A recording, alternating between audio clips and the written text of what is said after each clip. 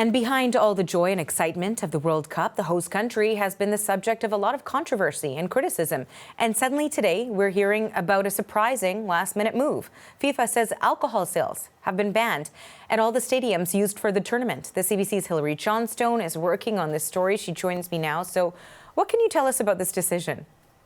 Well, Arthi, FIFA has confirmed that after discussions with officials from the host country that there will not be alcohol sold within the perimeter of those FIFA stadiums, some 8 of them that are going to be used throughout the tournament. Now, back in September, Qatar had said that it would permit alcohol to be sold at these venues 3 hours before a match, about an hour after a match, but not while one was ongoing. But now even that decision has been reversed, saying that they're going to focus the sale of alcohol on some of these other sites. Now, Budweiser, who has the contract with FIFA to sell beer at these events and has, dating all the way back to 1986, that's a deal that's reported to be worth some $75 million. The sale of its products that don't have alcohol in them, so those non-alcoholic beers, that will not be affected by all of this. But if you talk to some of the fans or the goalkeeper for the England team, he believes anyways that fans might still find a way to consume alcohol. So let's listen to some of what he's had to say. I think the fans will find some way of having a beer. I don't think you need to do it so much at the game. Hopefully, with them not being able to drink, we can perform on the pitch to give them that sort of excitement and buzz.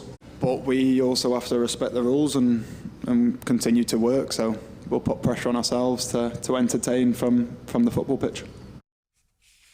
Now, of course, Qatar is a very conservative country where the consumption and sale of alcohol is not something that is typical like you would see in some of these other countries that, of course, will be attending the tournament. But we've also heard from one of the organizations or associations that represents fans for both England and Wales, and they have come out also expressing their displeasure at this decision as well. And Hilary, take us through some of the other concerns the Gulf nation has been facing, in particular for Qatar's troubling human rights record.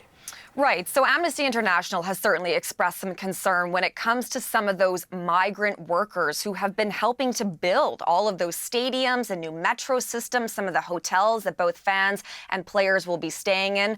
The Guardian newspaper within the past couple of years has reported that they found some 6,500 migrant workers have died in the more than decade since Qatar was awarded those games. Now, the Qatari government says that that figure is not accurate. It definitely disputes that figure. But then there's other concerns here as well. For example, the Israeli government has come out and has suggested that Israeli fans that are traveling to the tournament be less visibly Israeli, so not have flags. Concerns about how Iran might behave on the world stage as well, especially in light of the protests over the death of Mahsa Amini in police custody. So a number of things here to be keeping an eye on. The Canadian government, for its part, has also issued a warning to Canadian fans who might be traveling to those games, saying that revealing clothing is inappropriate. Public displays of affection, including holding hands and kissing, is not socially accepted. And then also some warnings about photography as well, because consent is usually prohibited in some public spaces as well. So a number of countries that have come out, Arthi, to warn their citizens who might be traveling to the country about how they might be expected to behave once they're there. Thanks for this, Hilary. That is the CBC's Hilary Johnstone in Ottawa.